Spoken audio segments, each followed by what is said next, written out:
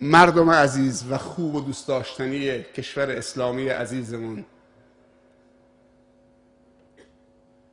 بیایم این شعارهای زیبا سال شکوفایی و نوآوری را با استفاده از ثانیه ها و اندیشه های مثبت و تفکرات مثبت و تحرک و تلاش جمعی نه انفرادی و اخلاص نیت و توکل به خدا و توبه و استغفار از کسالت و تنبلی و سستی و تقصیر سال گذشته، بیایم سال گذشته را با توبه نصوح، خدایا اگر در سال گذشته ما تقصیری بود، کسالتی بود،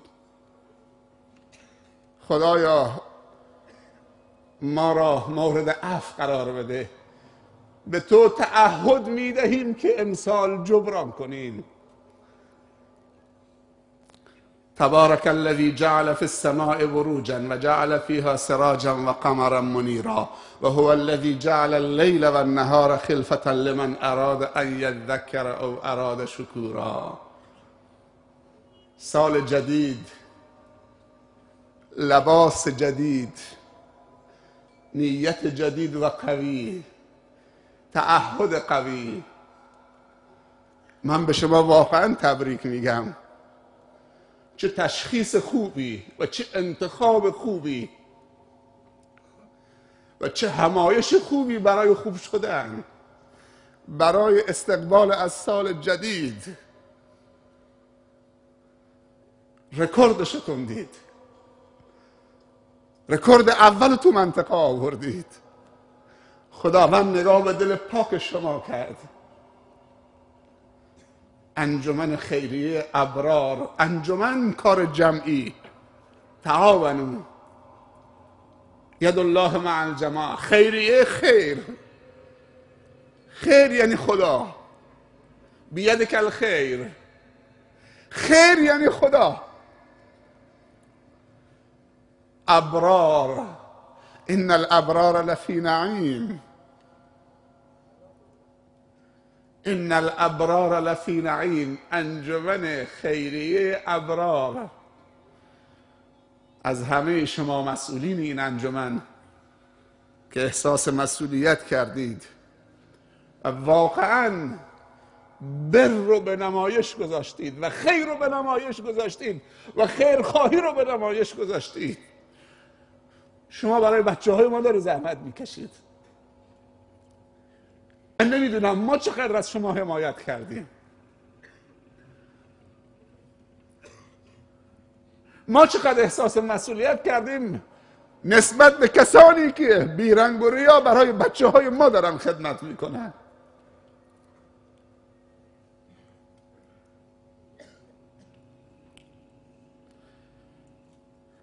حمایت از انجمن خیریه ابرار یعنی حمایت از این دست گلهایی که امروز دسته دسته شدن اینجا نشستن، پرپر نشدن. حمایت از نسل آینده، نهادینه کردن کارها، نهادینه کردن خیر، خیر پراکنده. خیر باید نهادینه بشه. اونهایی که تاجرن خیر نیستن باید تلاش بکنن تا خیر بشن، وگرنه تاجر شدن سرمایه نیست. بعضی فکر میکنن که هرچی توسعه اقتصادی و مالی داشته باشن تاجر بزرگتری شدن. باور بکنی هرچی مال توسعه پیدا بکنه، حس خیرت و دست خیرت و حرکت خیرخواهانه و انفاقت کمتر بشه، روز به روز تو در نظر جامعه و فرشتگان خدا و خدا داری کوچکتر میشید. اگر کسی بگه من روز 1000 رکعت نماز میخونم، بزرگ نیستید. اگر کسی یک روز در میان روزه بگیره، روزه حضرت داوود، هیچ موقع بزرگ نمیشه. اگر روز 5 روز تلاوت قرآن بکنه شخصی خودش، در نظر خدا بزرگ نمیشه. میگم شب و روز 1000 رکعت نماز بخون، این شخصی برای خودت داری میخونید، اصلا بزرگ نمیشید. اگر میخوای در نظر خدا بزرگ بشی و خلق خدا، اون که مسئله شخصیه، یک قدم ولو کوچک برای خلق خدا بردار. نگاه که خدا به توجه میکنه. حالا تو صفت خدایی پیدا میکنید، چون خدا خیرخواه بندگانشه. خدا علیمه، اگر علمش به بندگانش نده خب خدا خیرخواه نمیشه. خدا توابه، اگر بخششش به بندگان نده. خدا کریمه، اگر بخششش به بندگان نده خدا بخیله والعیاذ بالله. ما خدا رو که به بزرگواری یادش میکنیم به خاطر خیرخواهیش برای بندگانش. یک قدم کوچک برای خلق خدا تو میشی خدایی. با نماز خواندنت اگر روز 1000 رکعت هم باشه خدایی نمیشی، چون برای شخص خودته. تا خیرخواه جامعه نباشیم. تعاونوا علی البر و التقوی، خیرکم من تعلم القرآن و علمه. من نمیدونم انجمن شما چند تا عضو داره. 300 تا ماه 2000 تومان میشه، ماه 600,000 تومان. یعنی ظرفیت منطقه گله‌دار ماه 600,000 تومان کمک انجمن بکنه. یعنی 50 تا تاجر نیست که این ارزش ها رو درک بکنه. سالی 1 میلیون تومان میشه 50 میلیون تومان. 50 تا دیگه هم سالی 500,000 تومان میشه 75 میلیون تومان. 50 تا دیگه هم سالی 250,000 تومان. 50 تا دیگه هم سال 100,000 تومان. از اون 100 تومانی قبول بکنی 100 تا 1 تومانی تا اینا. وقتی یک کاری مشارکت کردید خیر و برکت و رشد در زندگیتون میاد، باید حمایت کرد. الان دیگه برای ما ملموس شد که این انجمن چقدر برکت در این منطقه.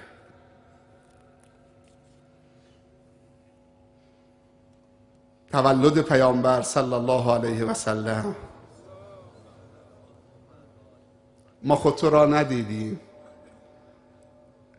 ما خود تو را ندیدیم، نام خوشت شنیدیم، دین تو برگزیدیم یا مصطفی محمد.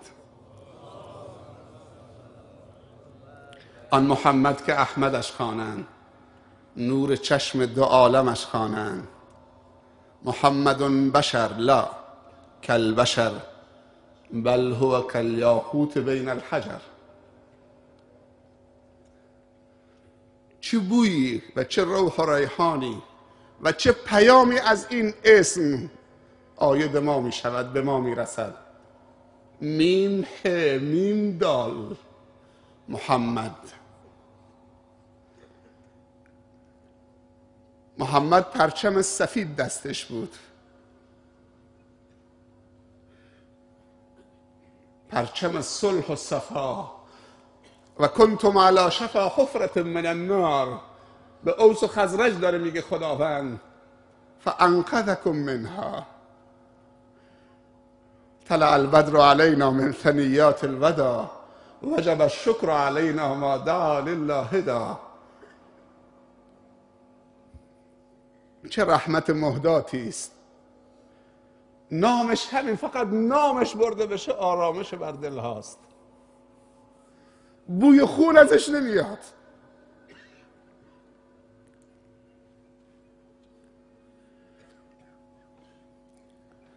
بوی کفر و نفاق و تفرقه و کینه و عقده و دو دستگی و بخل ازش نمیاد. بوی روح و ریحان. گل محمدی چه ازش میگیرن؟ عرقی از گل محمدی میگیرن، همین گل غنچه سرخ رنگ که چشم نواز و دلرباست. وقتی میجوشانند عرقی میچکد که فضا را عطرآگین میکند. اسم اون عرق گلاب هست. از بس که عرق محمد صلی الله علیه وسلم خوشبو بوده، گل محمدی با گلابش رو تشبیه کردن به عرق رسول الله صلی الله علیه وسلم و گفتن گل محمدی. که گلاب در مقابل روح و ریحان و بوی خوش محمد خجالت میکشد. ماه فرو ماند از جمال محمد. سرو نباشد به اعتدال محمد. واقعا ماه فرو ماند از جمال محمد. این محمد کی بود و چی بود؟ بطل الابطال بود، تاریخ مثلش نزاییده، ندیده عاشق شدیم. گله‌دار کدام، مدینه کجا؟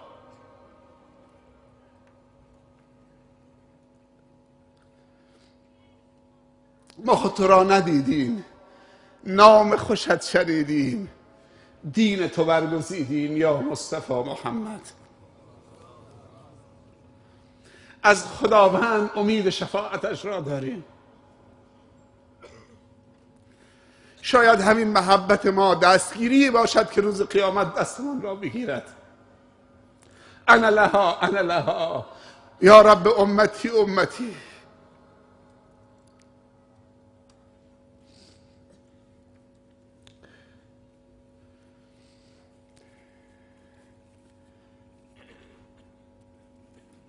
در چنین روزهایی در کل ممالک اسلامی مجالسی برپا میکنن، ولی متاسفانه تو این مجالس به گیسو و شکل و قد و قامت و مو و ریش پیامبر صلی الله علیه وسلم میپردازند. این را بدانید که کمالات خلقی پیامبر تحول آفرین نبود، گرچه تحول آفرین بود، کاملترین شخص بودن و کاملترین شخصیت بودن.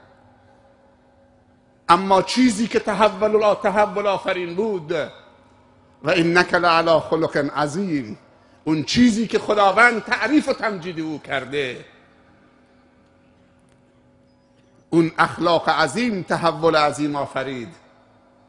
تو مراسم مولودخوانی و برزنجی میگوید رنگ چشم محمد اینطور بود صلی الله علیه و سلم، رنگ موی پیامبر اینطور بود صلی الله علیه و سلم، محمد اینطوری به دنیا آمد صلی الله علیه و سلم، بین کتفش این اندازه بود صلی الله علیه و سلم، ریشش سینه هاشو پوشنده بود صلی الله علیه و سلم، رنگ پوستش اینطوری بود صلی الله علیه و سلم.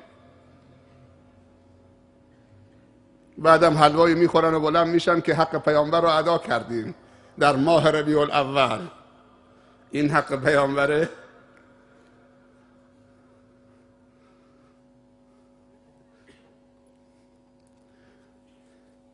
قبل از بعثتش مشرکین عرب، مخالفینش، معاندینش، این شخصیت رو به 5 تا صفت معرفی کرده بودن: محمد امین، محمد طاهر، محمد صادق، محمد حکیم عاقل، یعنی محمد رحیم مهربان. هر رهبر امت اسلامی در ممالک اسلامی این 5 تا صفت رو داشته باشه، اون پیغمبر گونه است. هر کدوم یکی از این صفت ها رو نداشته باشه، سایر صفت ها رو به هم میزنه، تحت شعاع قرار میدهد. نباید یکی از این صفت ها از مصلح و بزرگ و مرشد و حتی عامه مسلمین، اما این صفات اگر در بزرگان و سیاستمداران و فرماندهان سیاسی و علمی و نظامی و انتظامی و مدیریتی ممالک اسلامی باشد، هیچ قدرتی در مقابل اونها نمیتواند. امروز چیزی که بزرگان ممالک اسلامی کم دارند امانت هست، صداقت هست.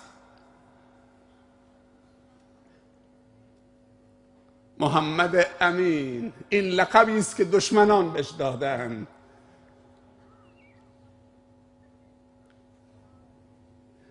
از امانت این محمد امین چند درصد ما پیروانش بهره بردیم؟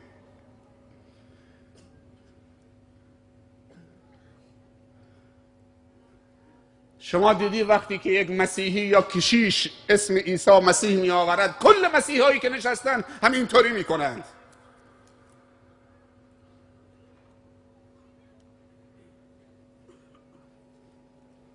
ولی صلوات ها خیلی بیجانه.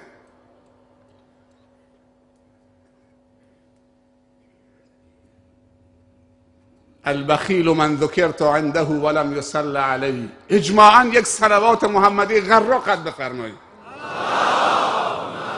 صلی علی محمد آل محمد و صحبه سلم. محمد امین، امشب برو خونه به خودت نمره بده، چند درصد سهم تو از امانت محمد شده صلی الله علیه و سلم؟ چند درصد تو بهره بردی از این صفت؟ صفت دوم صداقت، حلقه مفقوده رشد و توسعه و توانمندی و پیشرفت و خاتمه به خیر شدن. صداقت کجاست؟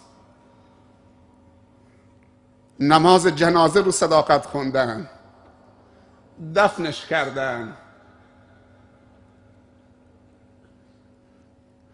از صداقت محمد صلی الله علیه وسلم چند درصد، چقدر سهم و بهره من و تو شده؟ محمد طاهر، یا محمد، چه چیزی تو را وادار کرده خدایان ما را و معتقدات ما را در جزیره العرب که از آبا و اجداد به ارث بردیم زیر سوال ببرید؟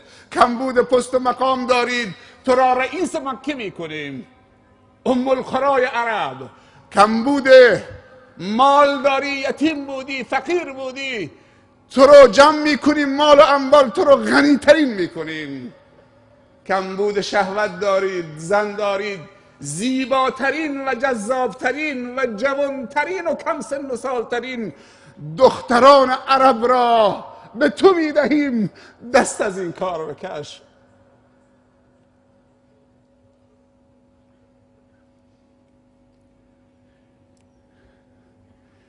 درست ما جمال یوسف مثال میزنیم، اما مهر محمد چیزی دیگه هست.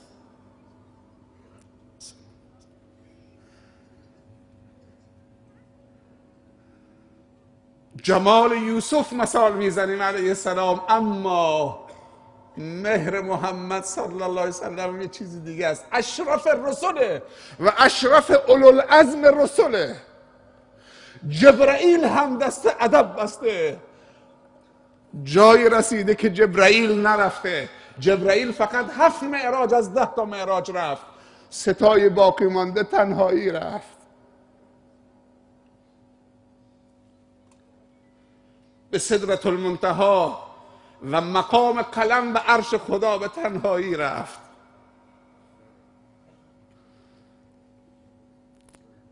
با اون همه جمالی که داشت، جوانی که داشت، نه لب به شراب زد، نه اعتنایی به دخترای زیبای مکه کرد. و اولین زنش 25 ساله 40 ساله دوبارم بیوه شده بود. ام المؤمنین خدیجه، ام الاشراف.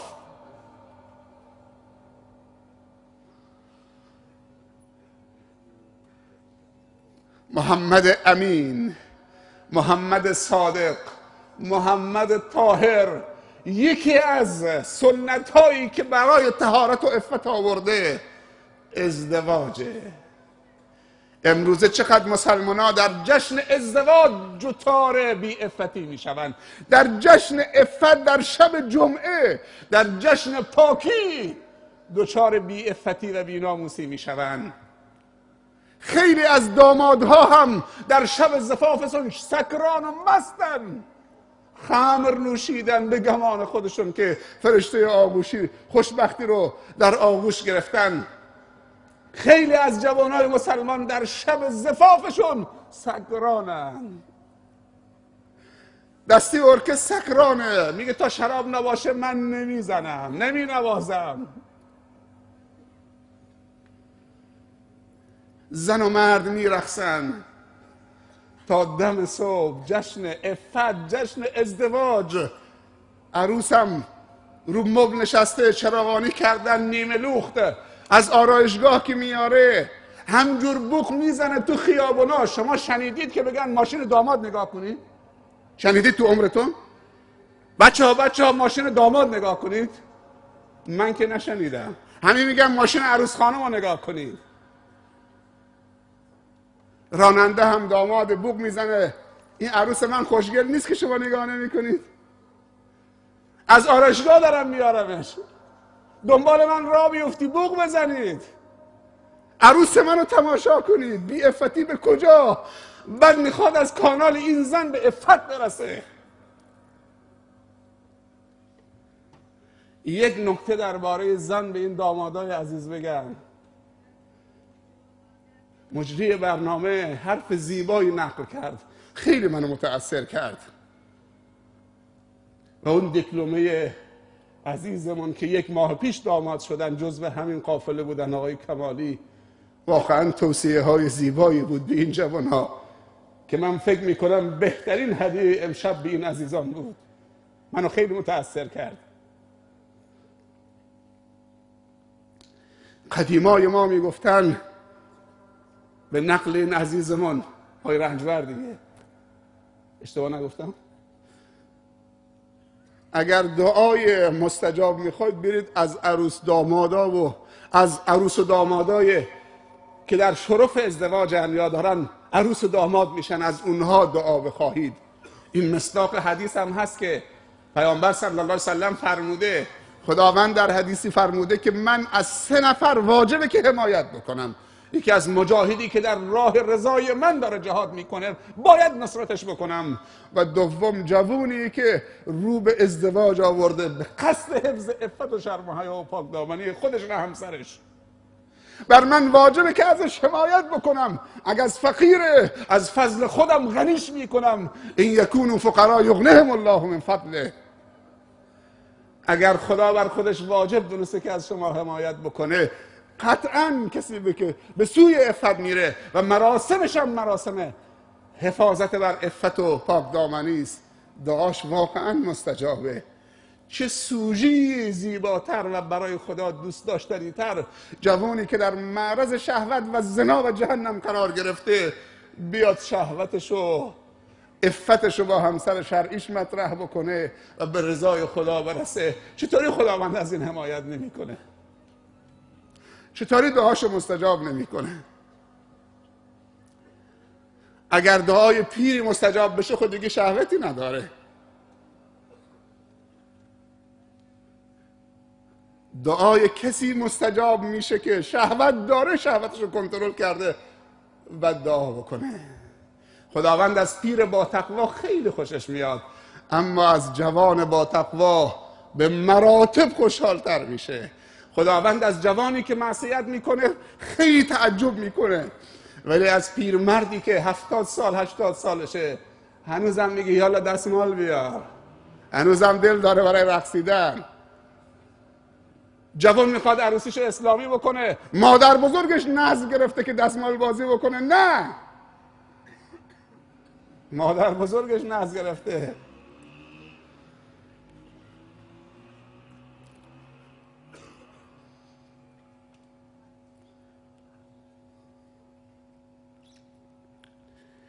محمد طاهر، محمد عاقل حکیم، هیچ موقع حرف بیهوده نزد، حرف خلاف منطق نزد. 13 سال نه صحبت از نماز و روزه و زکات و حج کرد، 13 سال فقط رو فکر عرب کار کرد تا اون حس فکر کردن را درش بیدار کرد. وقتی که عرب فکر کردن رو از نو به دست آورد، جامعه جاهلیتی که فکر نمی‌کرد جاهل شده بود. چون فکر نمی‌کرد کور شده بود و جاهل شده بود. خدمتی که رسول الله صلی الله علیه و سلم به عرب کرد و جاهلیت عرب، حس فکر کردن رو در اونها 13 سال بیدار کرد. وقتی بیدار کرد و فکرمند شدن، خودش از جمع اونها رفت به کجا؟ رفت و بزرگان قوم که منافعشون در خطر دیدن که چه؟ عموم مردم جزیره العرب دارن فکرمند میشن، منافع مادی و مقام و منزلتشون داره چه؟ از دست میره. توطئه کردن، اون رفت بیرون. اما به گواهی خود ابو سفیان و هند در شب فتح مکه، وقتی که رسول الله صلی الله علیه و سلم بعد از 8 سال برگشت با 10,000 سرباز مجاهد، اطراف مکه خیمه زد و آتش روشن کرده بودند، این زن و مرد بعد از 23 سال مبارزه در بالکن خانه ایستاده بودند، با هم درد دل می‌کردند و آخرین ثانیه های پست و مقامشون رو داشتن بررسی می‌کردند.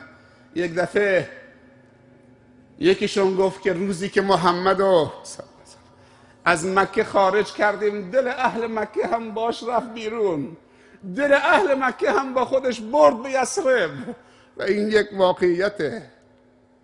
و دومی گفت که مرد، من میبینم که محمد از روی دیوار نمیاد، محمد از کانال دل وارد میشه، دل رو تسخیر میکنه. ولو كنت فظا غلیظ القلب لانفضوا من حولك وما ارسلناك الا رحمة للعالمین. واقعا رحمت مهداتی بود.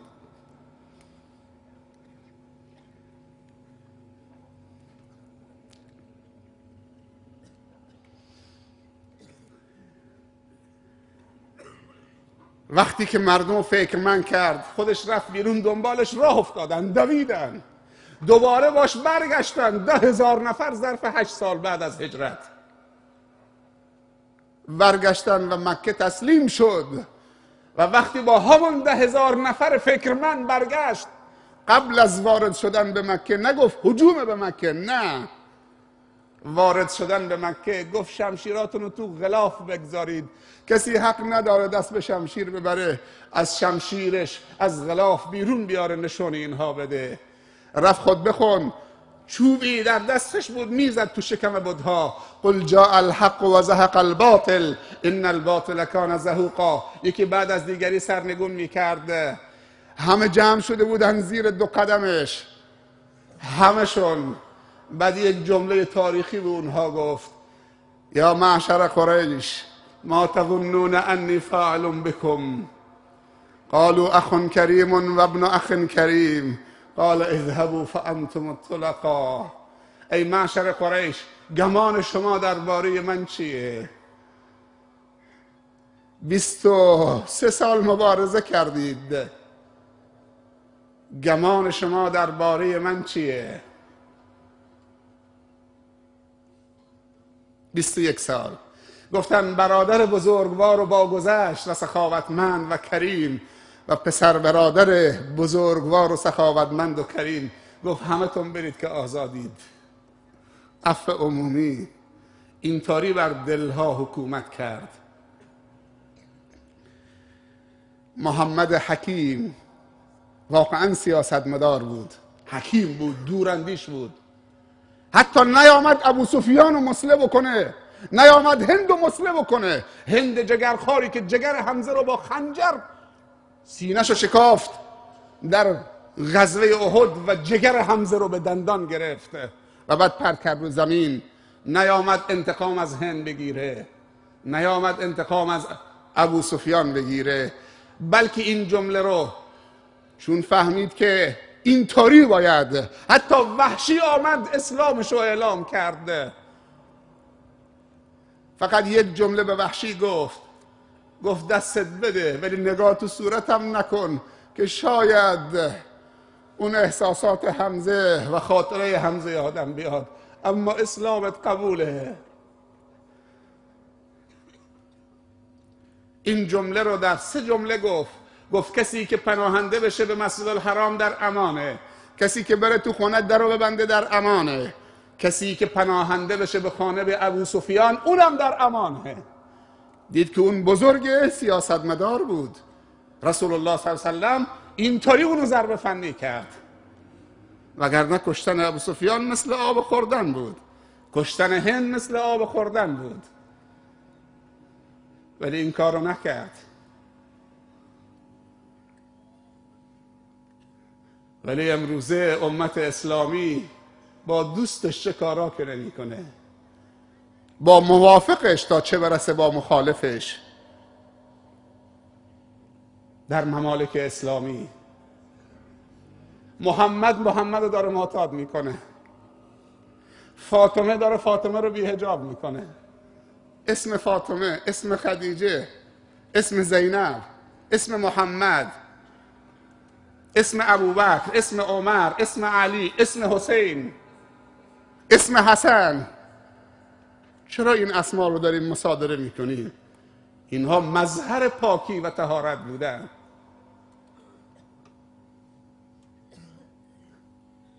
در کشور ما که کشور اسلامی است که کافر نیست اینجا، ولی معتاد زیاد هست، تو مشروب خوار زیاد است، بی حجاب زیاد است. خیلی از مسلمان ها حتی خمر و مشروبات دستساز دارن تو خونه ها میسازن.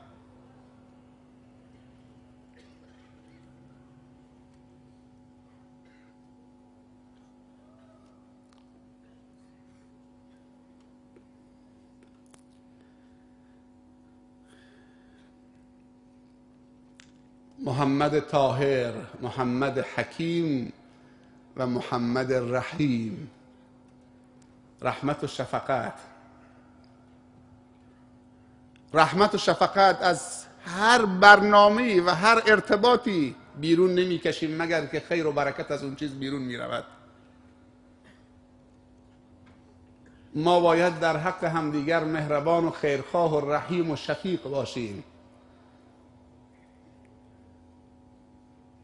ولی امروز مثل یک گرگ درنده به جان هم افتادیم. غیبت یعنی چی؟ یعنی رحمت. بهتان یعنی چی؟ یعنی رحمت. مسخره یعنی چی؟ رحمت. نیش زبان یعنی چی؟ گزارش دادن یعنی چی؟ مخبری کردن بر علیه همدیگر یعنی چی؟ ایجاد نفاق و تفرقه بین همدیگر یعنی چی؟ یعنی رحمت؟ یعنی شفقت؟ یعنی مهربانی؟ پرخاشگری، بی‌ادبی، بی‌عفتی. آیا جامعه ما کمبود این چیزها دارد؟ یا کمبود صلح و صفا و آرامش و عشق و علاقه به همدیگر؟ تا همدیگر رو دوست نداشته باشیم نمیتونیم به همدیگر خدمت بکنیم. باید عاشق هم باشیم تا خیرخواه هم باشیم. نمیشه دلمون از همدیگه متنفر باشه بعد بگیم ما دلسوز همیم. این رحمت وقتی از دل، حیات دل محبته و حیات عقل فکر کردن مثبته. وقتی که محبت صادقانه از دل خارج میره دل میمیره.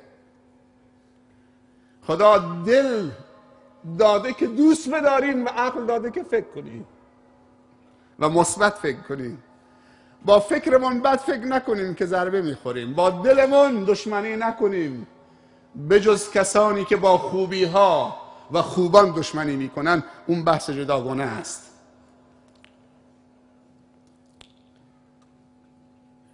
هفته وحدت، نامگذاری رهبر معظم انقلاب در سال گذشته بود، سال اتحاد ملی و انسجام اسلامی. من فقط یکی دو جمله درباره وحدت بگم. تو جمع ما الان از مسئولین همه هستن و تو جمع ما برادران و خواهران سنی و شیعه هستن. جاهایی که ترکیب جمعیتی، این که این دو قشر در کنار همن، خیلی باید بزرگان قوم تیزبین و دوراندیش و ظریفبین باشن. همونطوری که وحدت یک ظرافتکاری و هنره، همونطوری هم دشمنی دوباره یک ظرافتکاریه. با یک حرکت دشمنی و نفاق ایجاد می شود که عاقبتش ستوده شدنی نیست. با یک حرکت یک مسئولی و بزرگی، چه از شیعه چه از سنی، منطقه به صلح و صفا و آرامش میرسن و از برکات همدیگه استفاده میکنن. میدونید ریشه وحدت کجاست؟ ریشه وحدت تو دله. وحدت تو زبان نیست. اگر شعار باشد لذت وحدت نمیبریم. و ریشه وحدت تو دله. باید از صمیم به همدیگه عنایت داشته باشیم، همدیگه رو دوست بداریم، به همدیگه توجه بکنیم، تو دل هم باشیم، عاشق هم باشیم.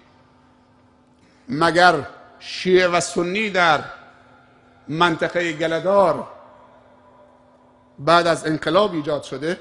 شیعه و سنی تو این منطقه، مهر، لامر، خود گله‌دار، از قبل از انقلاب بوده، سالهای سال بوده. نه شیعه در ایران میتواند سنی را حذف کند و نه سنی میتواند شیعه را حذف کند. بهترین مقوله تعایشه، همگرایی در کنار هم، دوست داشتن و صفا و صمیمیت صادقانه. دوستی سیاسی نه، دوستی خدایی داشته باشیم، با هم رک و صاف باشیم، یک رنگ باشیم. اما این تذکر به مسئولین شیعه و سنی، اونایی که زمام اهل سنت و شیعه منطقه رو به دست دارن، چه روحانیت، چه علما، چه مسئولین، اگر یه شیعه عادی عامل اختلاف بشود، مسئول نهیبش میکند، تذکرش میدهد. اگر یه سنی دچار عامل اختلاف بشود، بزرگی از اهل سنت و بزرگان نهیبش میکنن. اما اگر بزرگان شیعه و سنی عامل تفرقه باشند، که باید نهیبشون بکنن؟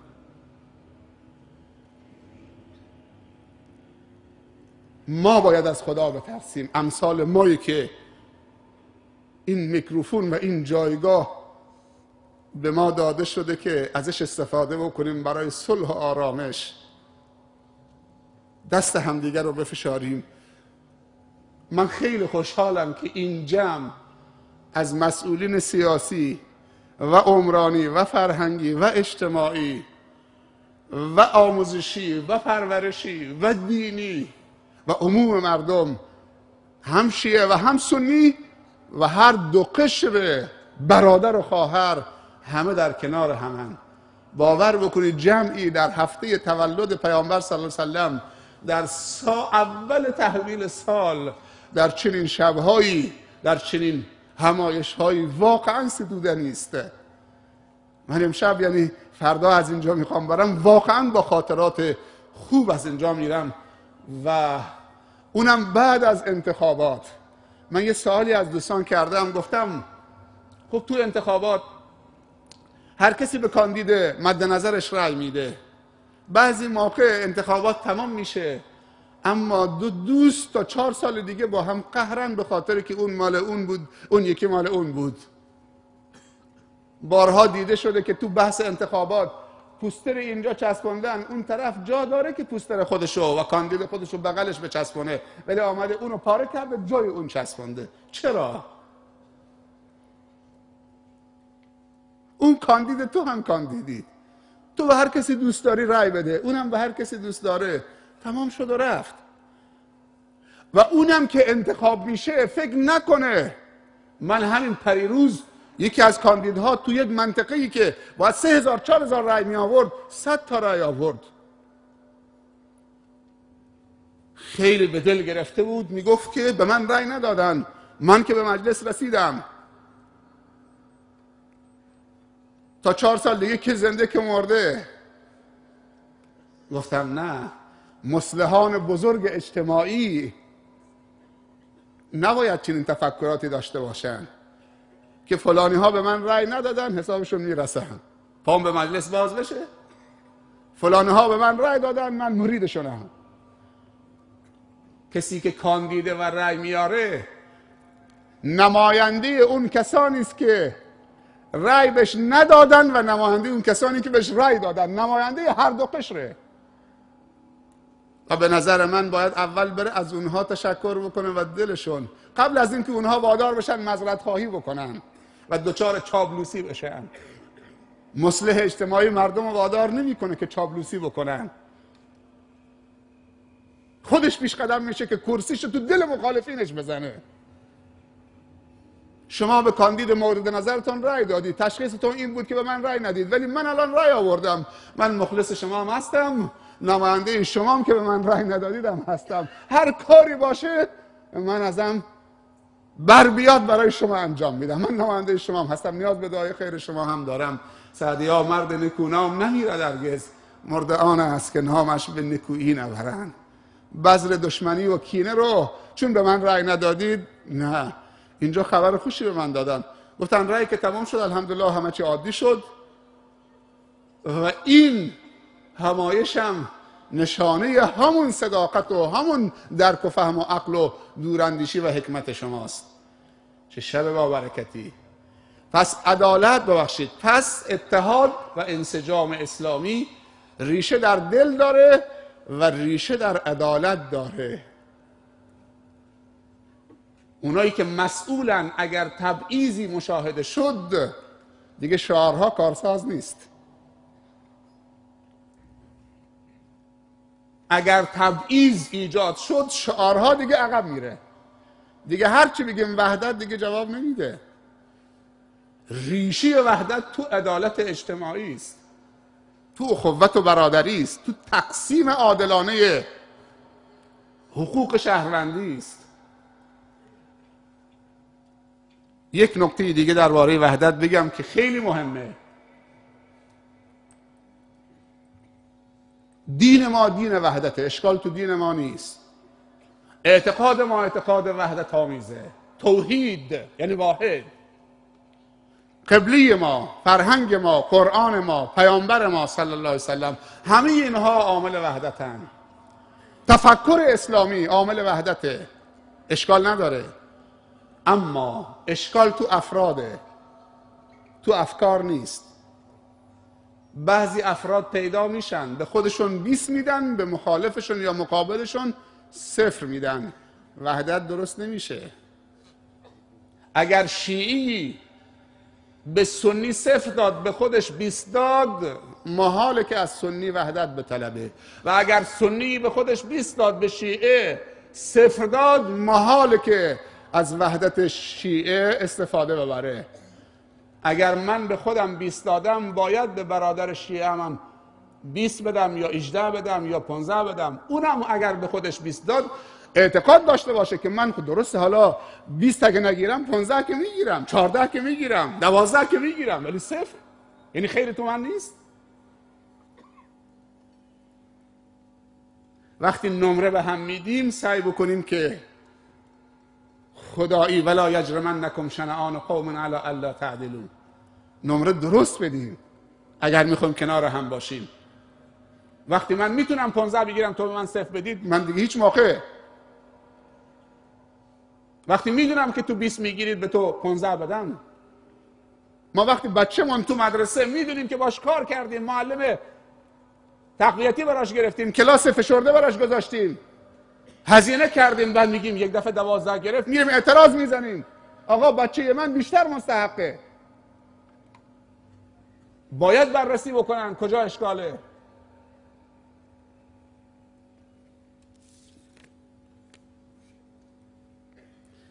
فکر میکنم خسته شدی. یک صلوات بفرستید. من در رابطه فقط با سال نوآوری و شکوفایی یک داستان فقط خیلی تکان دهنده است، داستان توبه هست و حس خفته رو بیدار کردن و استعداد و شکوفا کردن برای توبه کردن.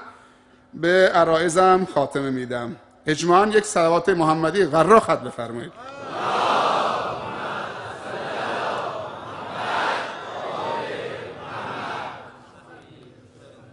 اینا خیلی سر حالن ماشاءالله.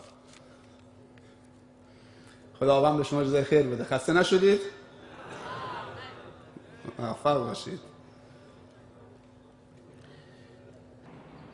استاد محمد العریفی که از علمای سعودی است اگه اشتباه نکنم، جوان هست، میگه در یک سفری در هواپیما از یک کشور عربی به کشورهای غربی و اروپایی میرفتم. همینطور که هواپیما اوج میگرفت، یک خانمی عرب زبان از یک کشور عربی مسلمان آمد برای خوش آمدگویی. فهمیدم که این دختر مسلمانه، عربی داره صحبت میکنه. مهماندار هواپیما آمد برای خوش آمدگویی، ولی من سرم انداختم پایین، اون بالای سر ما ایستاده بود، چون اونقدر لباس زننده و نیمه لخت و عریان بود که نمیتونستم تو صورتش نگاه بکنم. از اون طرف هم یک نوع بیادبی بود که با من داره حرف میزنه. من سرم انداختم پایین، ولی من هیچ راهی نداشتم. بعد از اینکه این دختر رفت، به رفیقم گفتم که برادر نظرت چیه؟ این خواهر مسلمانمون به این وضعیت دچار شده، تو چه شرایطی بودی؟ نصیحتش بکنیم، حرف خیری بزنیم، شاید خدا نگاه به دل ما کرد تو این آسمان که کم کم داره چه هواپیما اوج میگیره، رو به خدا میرود. شاید این حرف به دلش نشست، خدا هدایتش کرد. نمیشه بگذاریم ازش چون که لوخته. سرمایه های ماست، مفت به دست نیاوردیم این سرمایه ها، به هر قیمتی شده باید این سرمایه ها را حفظ کرد. میگه دوستم به من گفت جناب شیخ این دیگه نگاه که از نصیحت گذشته. گفتم نه، قلوب العباد بین اصبعین من اصابع الله یقلبها کیف شاء. دلهای بندگان خدا بین دو انگشتان خداست. متوسل به خدا بشیم، حرف خیری بزنیم. میگه عزم و جزم کردم که یک صحبتی باش داشته باشم.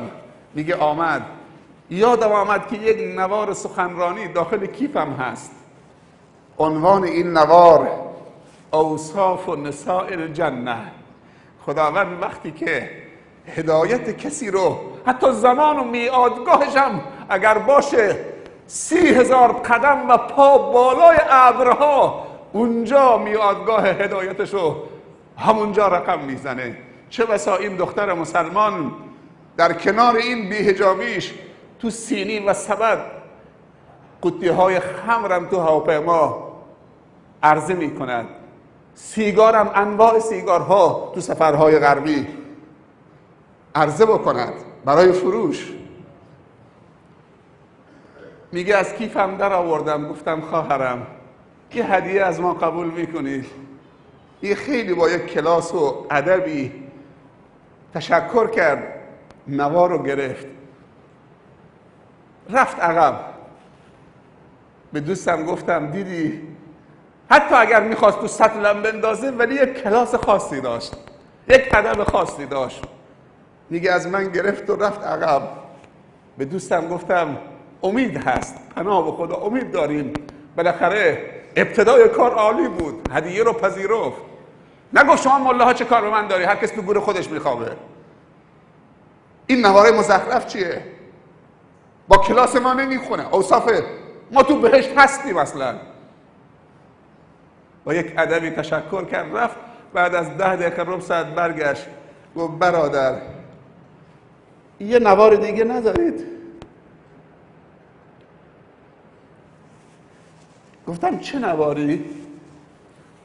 گفت که اوصاف رجال الجنه، اوصاف مردان بهشتی. چی میگی که رفته عقب با اون مهماندار رفیقش که مرده، اونم عرب مسلمان، صحبت کرده، هدیه به من دادن. هدیه چیه؟ اونم مشتاق شده که یک وصف مردان بهشتی هم بشنوه، شاید خدا کرمی کرد بالاخره جزو مردان بهشتی شد. الطیبات للطیبین. گفتم که خواهرم معذرتم فقط همین یک نوار بود. گفت خیلی ممنون، دستون در نکنه، جزاکم الله خیر. رفت. حالا نزدیک 30,000 قدم بالای ابرها این بحثا داره رخ میده. میگه به دوستم گفتم که یه خدمت دیگه به خواهرمون بکنیم، این نصف خدمته. دوستم گفت خود نصیحتش کردی، هدیه رو پذیرفت، دیگه چه خدمتی مونده؟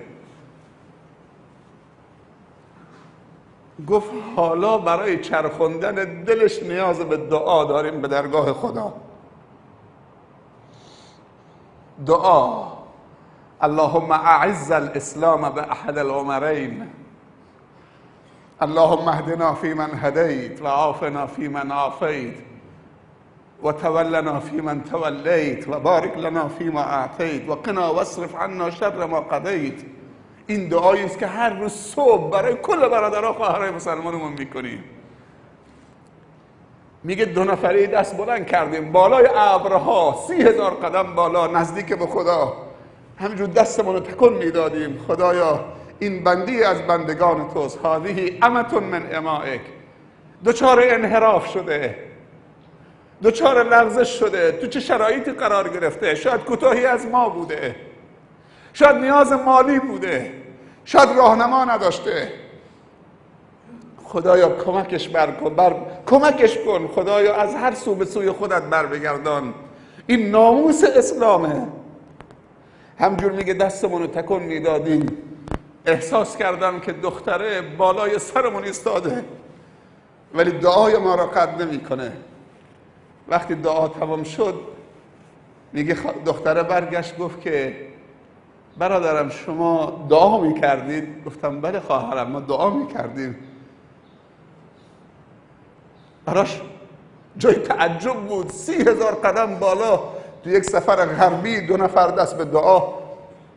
بعد گفتم که خواهرم برای شما دعا میکردیم. میگه اینطوری سیخش زد ایستاد، گفت برای من؟ بله خواهرم جای تعجب داره برای شما. گفت نه جای تعجب نداره. ولی گفتم ولی یعنی چی؟ گفت که ولی من یادم نیست که طول عمرم کسی برای من دعا کرده باشه.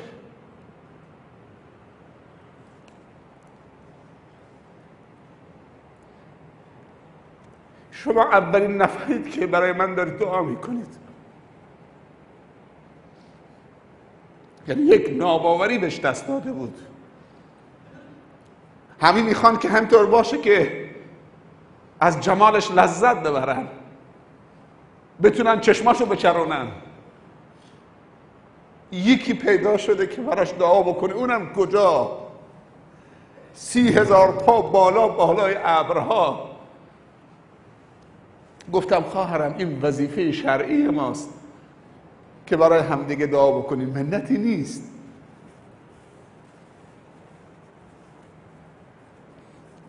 دیگه بعد تشکر کرد و رفت،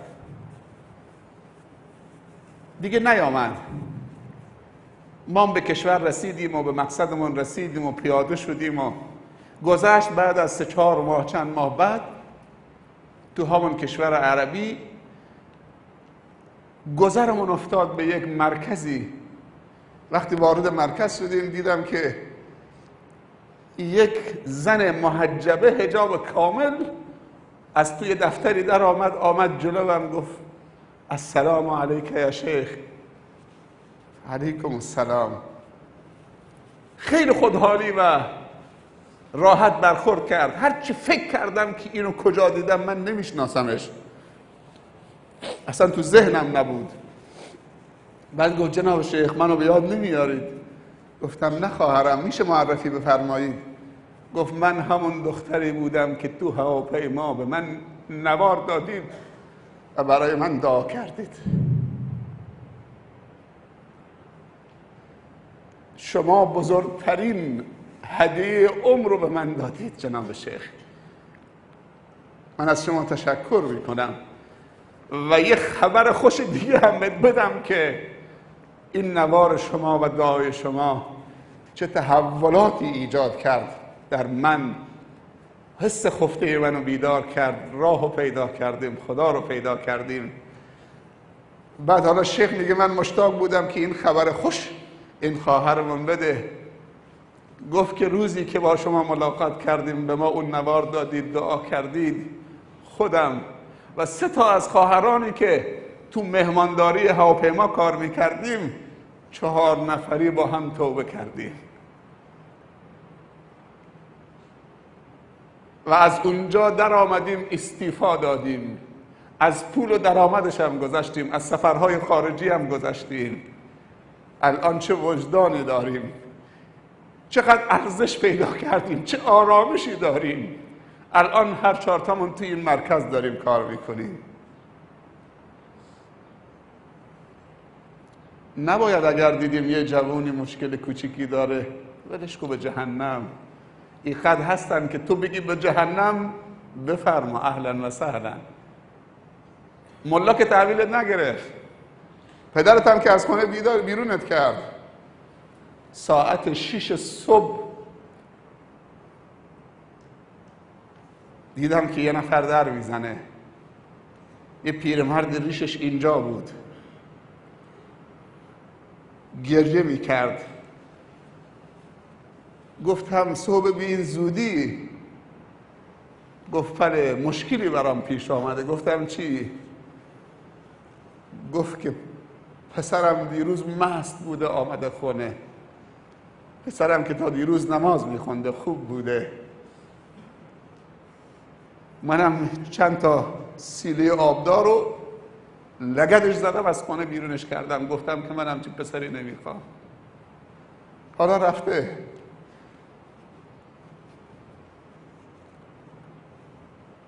خیلی پسر خوبی بود، من میشناختمش. با مشت و اردنگی و لگد از خونه بیرون کردن کار درست نمیشه.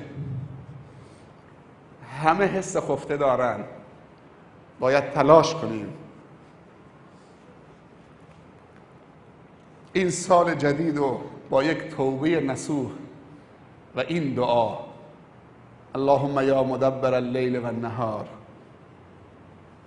یا مقلب القلوب والابصار، یا محول الحول والاحوال. همه با هم: حول حالنا الى احسن الحال. با هم: حول حالنا و حال اخواننا و حال اخواتنا الى احسن الحال. نستغفرك اللهم من جميع الذنوب والخطايا ونتوب إليك. اللهم وفقنا لما تحب وترضى. اللهم وفقنا لما تحب وترضى. اللهم احسن خاتمتنا في الامور كلها واجرنا من خزي الدنيا وعذاب الاخره. انشاءالله که سال با برکت و مملو از موفقیت و رشد و توسعه و مزید توفیقات هم خودتون و هم خانواده محترمتون نه تنها در این سال بلکه در طول سالها تا آخر عمر داشته باشید. از حوصله‌ای که کردید و بزرگواری که به خرج دادید بی نهایت سپاسگزارم. به امید تجدید این دیدارها در مراسم‌های بعدی، حالا چه نماز جمعه باشه چه برنامه‌های دیگه باشه، و التماس دعای خیر از همه شما بزرگواران. جزاکم الله خیر و آخر دعوانا ان الحمد لله رب العالمین.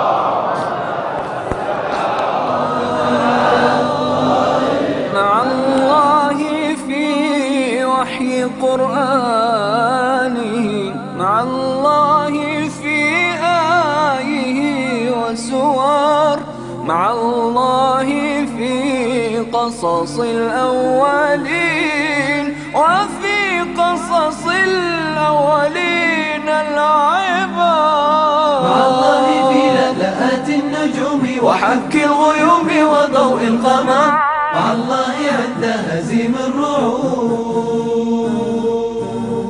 ولمع البروق ودفق المطار، مع الله في لألآت النجوم وحك الغيوم وضوء القمر، مع الله عند هزيم الرعود